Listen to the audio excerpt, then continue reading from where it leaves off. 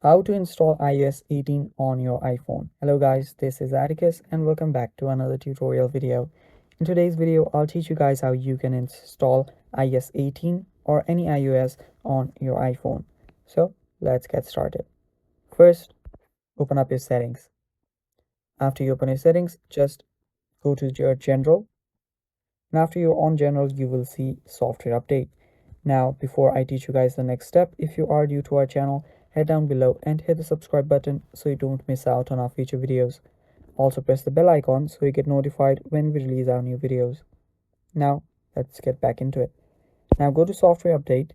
Now it will check for updates that your iPhone can update to, and after it finds an update, all you need to do is tap on update now. After you tap on update now, your iPhone will automatically update your iPhone, and all you need to do at the end is restart your device once and you're basically done. So that is how you install a new iOS on your iPhone, guys. Thanks for watching. That is all for today's video. Stay tuned for more